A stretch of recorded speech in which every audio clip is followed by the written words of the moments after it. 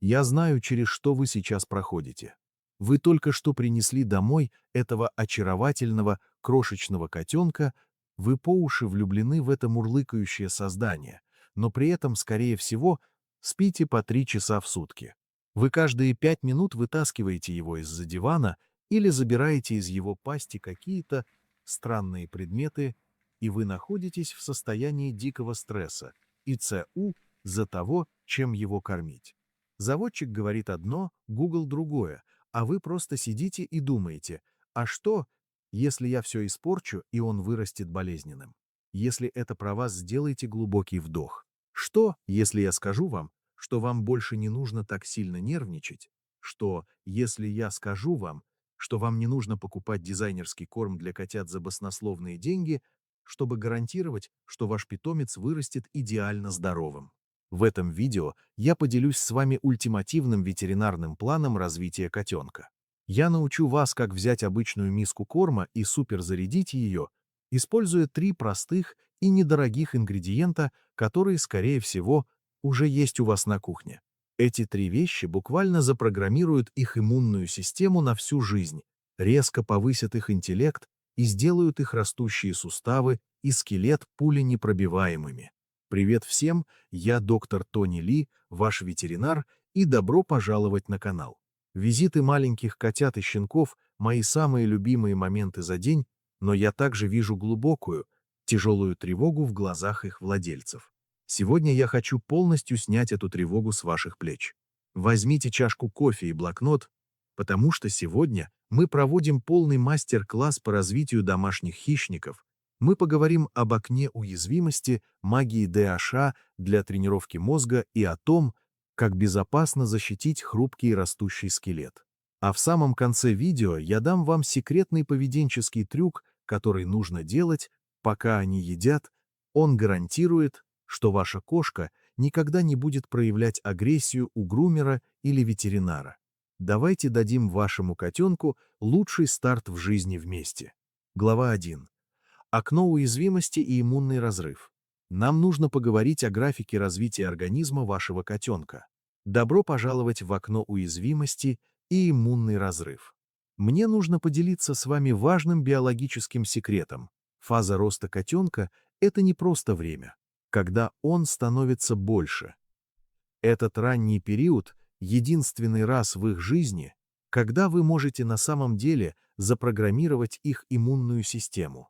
То, что вы положите в их миску прямо сейчас, определяет, будут ли они страдать от тяжелой кожной аллергии в 5 лет или от мучительного артрита в более зрелом возрасте.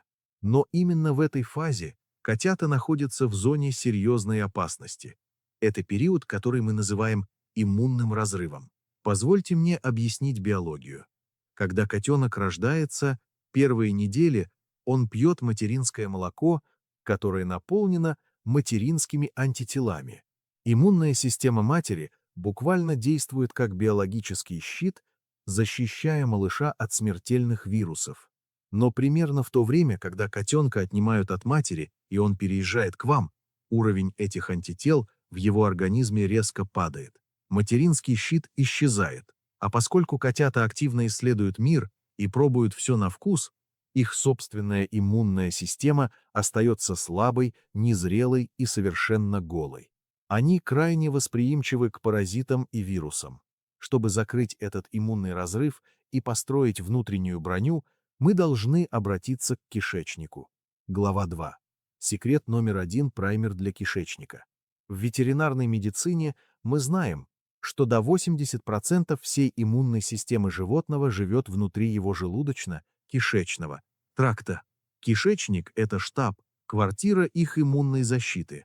Если мы хотим, чтобы у котенка никогда не развилась тяжелая пищевая аллергия, мы должны заселить его кишечник полезными бактериями прямо сейчас. Для этого мы добавим в еду одну невероятную натуральную жидкость. Сырое козье молоко или обычный несладкий кефир. В холистической ветеринарии сырое козье молоко считается жидким золотом. Оно наполнено живыми пробиотиками, ферментами и витаминами. Молекулы жира в нем намного меньше, чем в коровьем, поэтому оно невероятно легко усваивается чувствительным желудком малыша.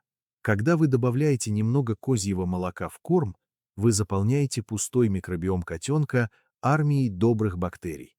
Они создают защитную оболочку на стенках кишечника. Если в организм попадет вирус, эти бактерии уничтожат его прежде, чем котенок заболеет. Если не найдете козье молоко, используйте простой несладкий кефир без ароматизаторов и сахарозаменителей, таких как смертельно опасный ксилит. Важный секрет. Всегда подавайте эти продукты холодными или комнатной температуры. Никогда не нагревайте их, иначе высокая дозировка для котенка. Поскольку котята меньше щенков, нам нужно адаптировать дозы. Начните с 1 чайной ложки в день. Кефир содержит более 30 штаммов живых пробиотиков, что делает его идеальным страховым полисом против будущих проблем с кожей и аллергией. Глава 3. Секрет номер 2. Топливо для мозга. Мы вооружили иммунитет, теперь нам нужно сделать котенка сообразительным. Воспитание котенка – это тоже труд. Приучение к лотку, когтеточке, правилам поведения в доме. И вы надеетесь, что он достаточно умен, чтобы понять все быстро. Способность к обучению – это вопрос нейробиологии. Чтобы получить сосредоточенного и смышленого котенка, его мозг нужно буквально кормить во время взрывного роста. Для построения новых нейронных путей организму необходимы специфические молекулярные, строительные блоки. Два самых важных – это ДHA, морская омега, 3-жирная кислота и холин. Если котенок не получает достаточно ДHA в это окно роста, его способность к обучению буквально затормаживается, а память ухудшается. Где взять это топливо? Достаньте из холодильника обычное яйцо, а точнее яичный желток. Желток – это идеальный природный мультивитамин. Это источник холина с высочайшей биодоступностью. Холин улучшает когнитивные функции и память. Я рекомендую сварить яйцо вкрутую или приготовить его без масла и соли. Дайте ему полностью остыть, прежде чем разминать в еду. Дозировка для котенка. Всего четверть вареного желтка 1 или 2 раза в неделю. Чтобы получить ДHA, используйте немного сардины в воде без соли. Половинки сардины раз в неделю достаточно для мощного заряда мозга и здоровья глаз. Если не любите запах рыбы, купите качественное масло креля и добавляйте 1 каплю в ужин. Сочетание холина и ДHA даст мозгу именно то, чего он жаждет, и вы поразитесь, как быстро котенок поймет ваши правила. Глава 4. Секрет номер 3. Щит для суставов. Теперь мы подходим к физически критической части развития. Добро пожаловать в щит для суставов. Даже если ваш котенок не вырастет в огромного пса, его скелет все равно невероятно хрупок в период роста. На концах его костей есть мягкие зоны роста. Со временем они превращаются в твердую кость. Опасность в том, что если котенок растет слишком быстро или ему не хватает поддержки соединительной ткани, эти зоны роста могут быть легко повреждены.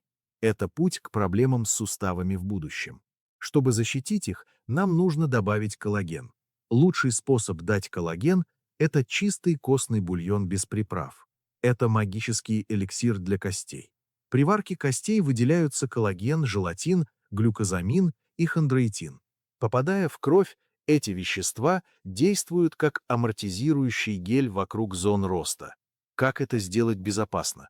Добавьте столовую ложку теплого, никогда не горячего, костного бульона в еду. Это не только защищает суставы, но и помогает котенку поддерживать уровень гидратации, что критически важно для их почек. Внимание! Никогда не используйте магазинный бульон для людей. В нем содержатся лук и чеснок, которые крайне токсичны. Они разрушают эритроциты и вызывают смертельную анемию. Используйте только специальный бульон для животных или сварите его дома без соли, специй. Это дешево, безопасно и является ультимативным щитом для скелета. Глава 5. Правила перехода и секрет социализации. Прежде чем бежать на кухню, помните, желудок малыша очень чувствителен. Если вы добавите все сразу, вы рискуете получить взрывную диарею на ковре. Действуйте медленно.